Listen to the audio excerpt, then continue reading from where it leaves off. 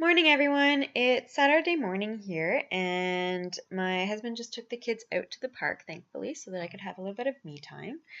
And I've been kind of continuing some of the work that I started last night. So last night I was doing a lot of research and on safety things, and really got me thinking as to, why I started into the oils, what my vision is, and all that type of stuff. And I thought I would kind of share that with you guys. So I started using oils when I was pregnant with my second. It was in January that I'd started. I was very, very sick, just cold after cold after cold after cold, and just I could never shake it.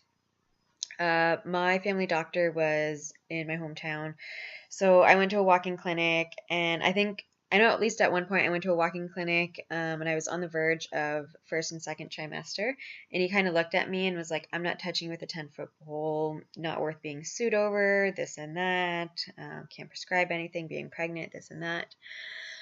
So again, I'm stuck with nothing, no relief, up coughing all night, completely heaviness in my chest. I just really wanted like an entirely new body. I was just feeling horrible.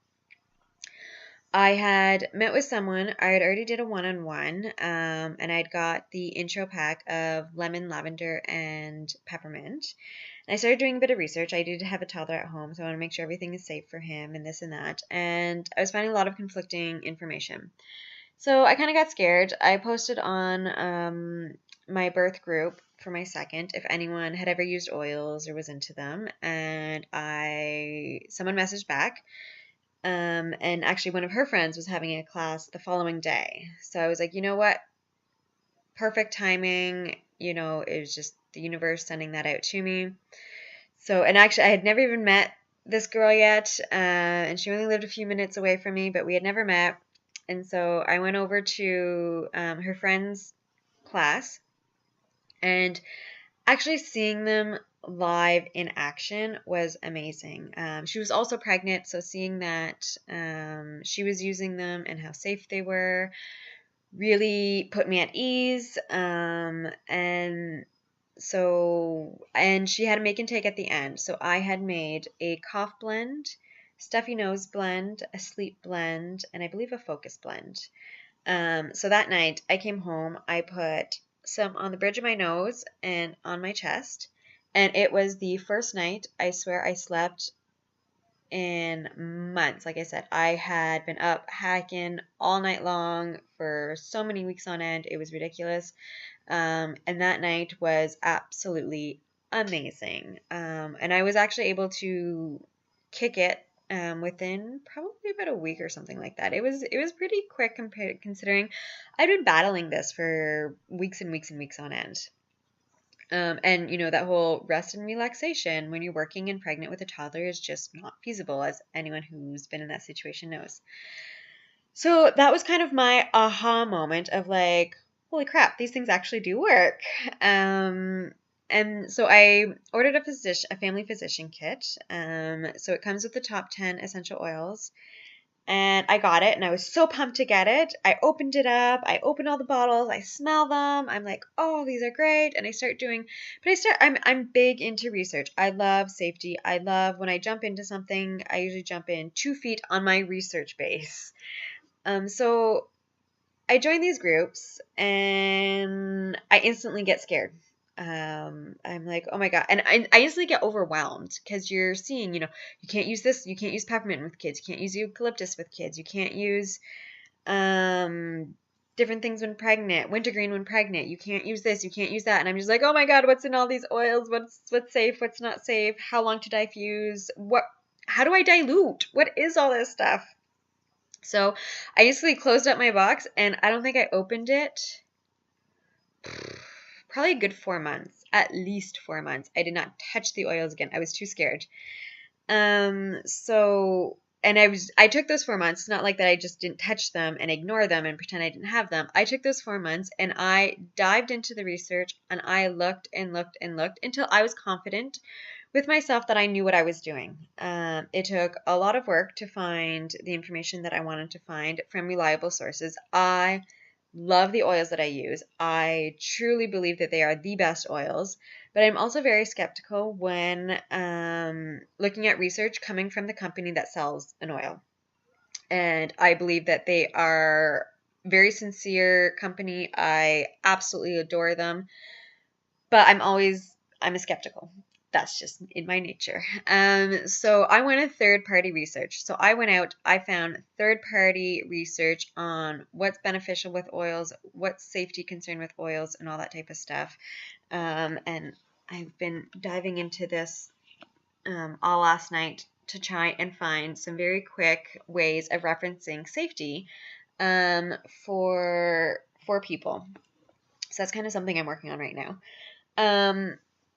But so once I was actually confident in my own ability to work with the oils, there was almost no stopping me at that point. I wanted to cut out so many toxins from the house. So, I've cut out the shampoo. I've cut out, I have extremely dry, scaly, red skin. And unfortunately, both the boys have gotten that from me as well. So, I wanted to get rid of the harsh, over-the-counter stuff that can thin your skin out. And, it's not good to apply that stuff all day long.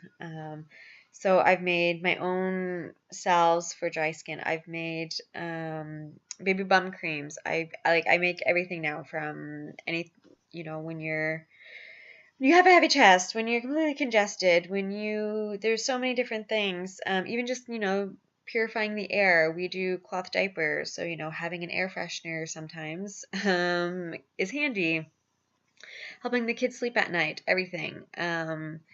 So it's really been a game changer for me. But like I said, and I'm still always learning. Safety is honestly my number one concern. I will gladly tell people who are using peppermint on their kid, that's not something I would do. It's just not in my nature to take the risk when I know cedarwood is just as beneficial.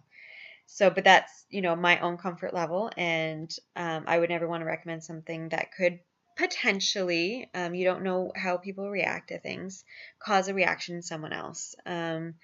So it is, like I said, it's very daunting when you start. So I'm really trying to work on a few things to help people when they start into the oils to have these quick reference guides. And I'm kind of going off on a tangent and off track, but that's okay. So that's kind of, I just want to share with you guys my why, where I'm at on my oily journey. I'm loving the oils. This morning I had, what did I have? I had my leftover spearmint and lime diffusing. I had just a little bit left in my diffuser, so I had that going as the boys were leaving for the park. And I think I'm going to probably put something nice uplifting this afternoon before we go head out to friends and go swimming.